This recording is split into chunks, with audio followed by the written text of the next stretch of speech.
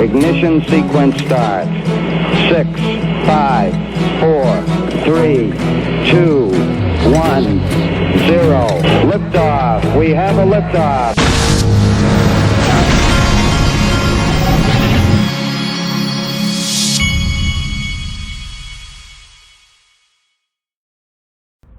Hey everybody, this is the Digital Asset Investor, and we need to do some house cleaning right out of the gate. The official cool guy of the Digital Asset Investor channel, Mr. Intuitive, who says that we only do Troomers only. He informed me that a federal judge is referred to as a magistrate, which means that we are going to have to change the official judge of the Digital Asset Investor channel's name to the official magistrate of the Digital Asset Investor channel. So every once in a while we have to change things up and alter things a little bit to make sure we're paying proper respects or using the right terminology. And so we're flexible here on the Digital Asset Investor channel. So make a note of that change. And if you are the official magistrate of the Digital Asset Investor channel, Judge Netburn, out there listening, then this video is for you, because we are going to talk about the SEC versus Ripple case, and you do need to hear some of these videos that I'm about to play. So here we go. But first, let's talk about this. Crypto Bull put this out. XRP update, stochastic. No, I'm no chart guy. I'm not a trader. I don't do this kind of stuff. But when I see things that interest me that people that are put out, I like to show them. So this one's about whatever a stochastic RSI is. It flipped bullish on the monthly. In the past, that meant 14 times to 76 times from here, which is $17 to $76. I like the sound of that, even though, now let me warn, if the official magistrate of the Digital Asset Investor channel, if you are listening, if you're sitting at home with your glass of wine and it's evening time when you listen to this, you need to understand that sometimes on this channel you will hear lawnmowers in the background, and that is because there are lawnmowers running in the background and somebody's either mowing my yard or the yard across the street or the yard next door. It happens. Don't be offended. You probably hear them in your neighborhood too. Okay, so this is the chart this person put out. I mean, the guy's literally calling for $50 plus based on what he's seeing. That's craziness. Now, you remember in my last video, I showed this tweet from John Deaton, who is the attorney doing the class action lawsuit against the SEC. He had mentioned all of the different lawyers that used to work for the SEC that now are on Ripple's team, and he was making the point that these guys have to know something about these Ether documents. And I believe the same thing. I believe that, let me tell you what, I just don't believe it's a coincidence that Brad Garlinghouse just happened to send out that tweet about how social media had been in this lawsuit, and he just happened to put that tweet out right after they got that the judge's decision about how she wants to look at these Ether documents. I believe that this is just me talking, my personal opinion. I'm no attorney, but my gut tells me we are never, and that judge is never going to see those. There's only one way for them to get out of that. What's that? A settlement? Something in this thing. Brad Garlinghouse sure seemed giddy in that tweet yesterday. That's all I got to say. Now, Jungle Inc. The reason I wanted to show you this again and bring it up is because Jungle Inc. put this up from BitBoy. Listen to this. If I can refresh it. Listen to this. Between Mary Jo White and Andrew Sharesny, these guys know everything that the SEC did during this time they shouldn't have been doing. Why do you think Ripple knows exactly where to go and where to attack? They got inside people. They know. And how slimy is this whole industry? Where people leave the SEC. This should be illegal. Now, look, I'm not saying, Ripple's done anything wrong here. It should be illegal for someone to work at the SEC and then go represent someone for a case that occurred during that person's stay there. Well, between Mary Jo White and Andrew everybody's playing the game right now. I wanted to show you the market. I haven't even shown CoinMarketCap in a little while. Ethereum is really doing well today. It's up 10%. We've got $1.21 XRP, and our market is over 2.1 trillion. Now, today, I don't know if some of you saw it. I need to hit refresh and see if JP Tirrett has answered Mr. B here. Not yet. Sorry for the heart attack, everyone. Market widening, safeties kicked in with a new deploy. Nobody has lost a cent. Everything returning to normal. And what he's talking about is, and I literally picked up the phone and called somebody. I was looking at my phone, and all of a sudden it started showing that XRP was down like 39% on the uphold and all this stuff. And it was like Cardano was down. All these digital assets were down like some crazy amount. And I was like freaked out because I was like, wow, if this is a mistake, these kind of things can trigger a sell-off. Very dangerous stuff. We've seen it before. Now, but that got fixed, and it wasn't any big deal, and you all need to know it was just a glitch, and it wasn't a big deal. So, but Mr. B took the opportunity, Mr. B XRP, and he says, JP, with the Songbird airdrop imminent, can you confirm if Uphold will be distributing tokens to XRP holders that qualified for the airdrop? Thank you. All right, let's see if he still hadn't answered. If he, I'll check back during this video and see if he answers. Now, digital perspectives. This is what we want to see, folks. Digital perspectives. Who's Brad Combs and digital perspectives on Twitter and YouTube. He's picking up the baton. This is what we want everybody to do. Find these videos. Let's go out and find these videos. Let's show people, let's show this judge and the world how everybody, all these people who are trying to honestly build this industry are frustrated and are sick and tired of not getting answers from the SEC so it can leave the SEC open to go after them. Everybody's sick and tired. It's not just about the Ripple case. Let's show them. Go dig up the videos. Go find the videos. Put them on Twitter. I'll show them. Find those videos. Find the videos of these SEC people contradicting themselves.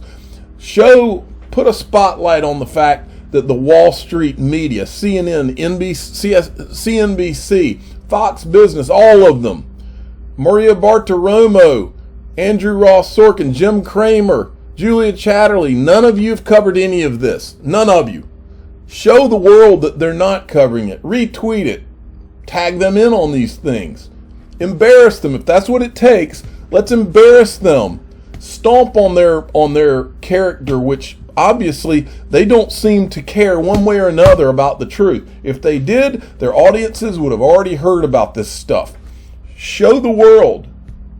If that's what if that's what we have to do, if that's what social media is for, because the truth is dead in the establishment Wall Street media, then we're going to have to be the people that shine the spotlight of truth. And that's okay.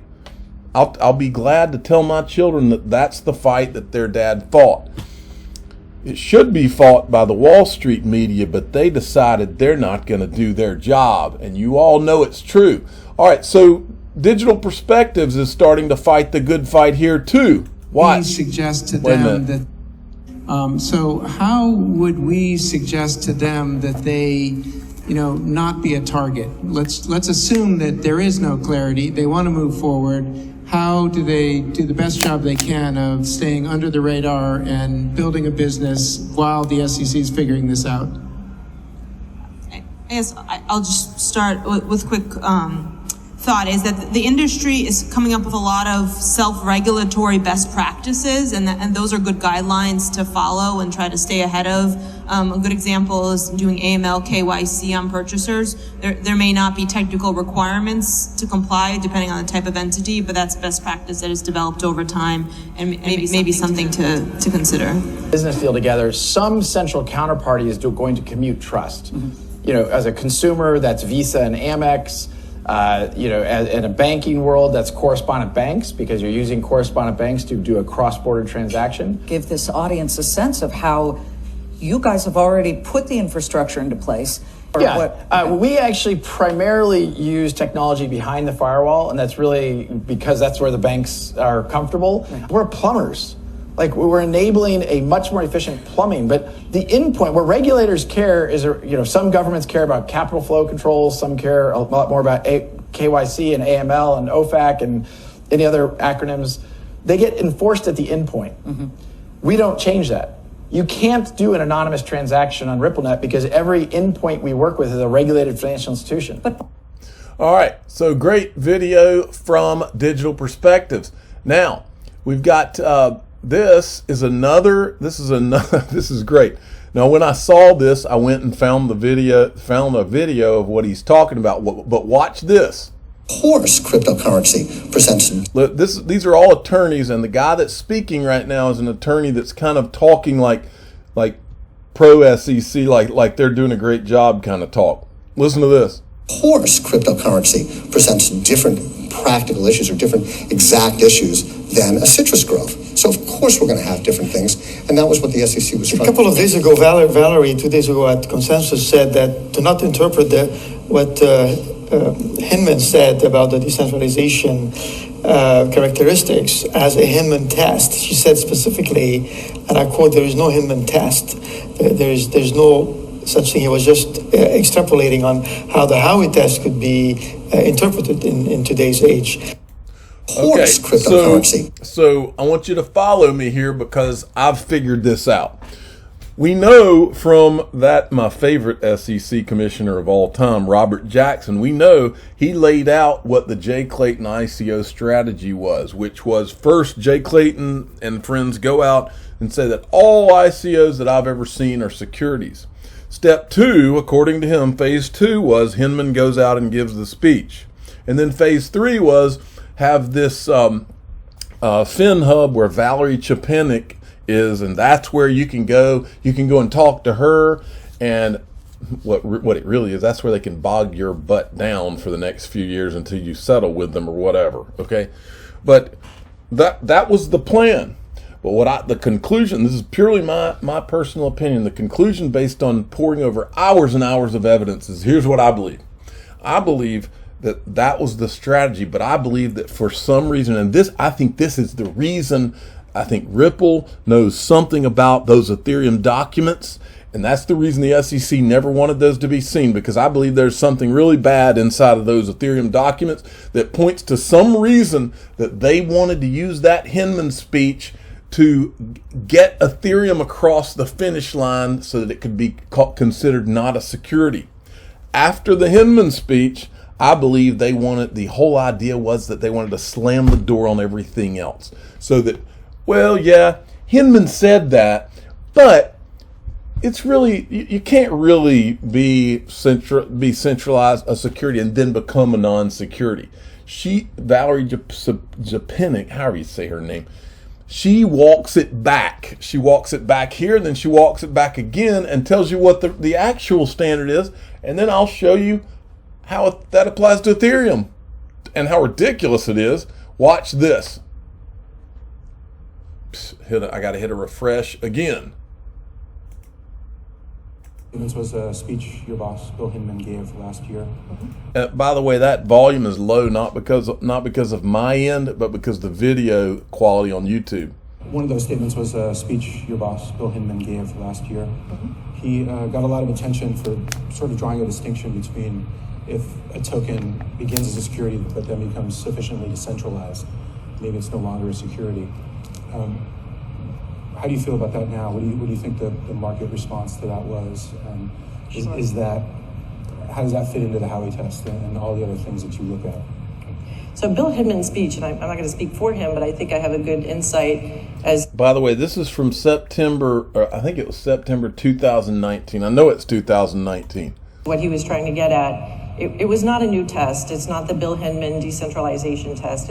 It's really, Director Hinman was explaining the Howey test and a very kind of closely related other case called Gary Plastic. So the name of the speech is When Howey Met Gary Plastic, and it really is about the point to make about how something that can be something that's not a security can be offered and sailed and packaged as something that is a security. So in the Gary Plastic case, you took something that was an asset that's clearly not a security. It was a CD, a certificate for deposit. And the way that it was sold by the entity that was selling it was a broker-dealer, packaged it up, promised a certain liquidity, promised a secondary market, promised a certain rate.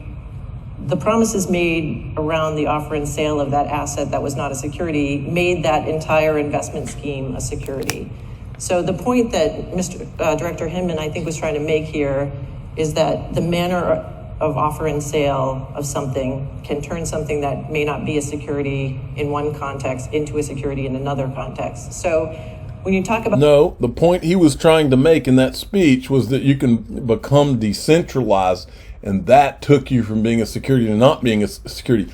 She's trying to walk this back for a reason, folks. Concept of morphing.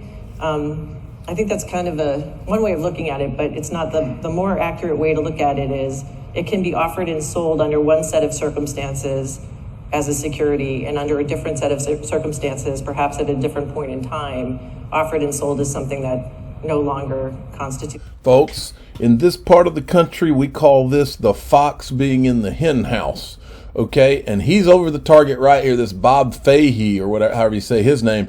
That response begs the question, what was Hinman's motivation to get Ethereum across the finish line?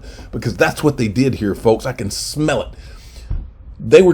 Somebody wanted Ethereum to cross the finish line and be considered a commodity and not have to have that security pegged to it. There was somebody, man, and the way this thing looks is bad, bad, bad. Don't be surprised, and this is just me talking.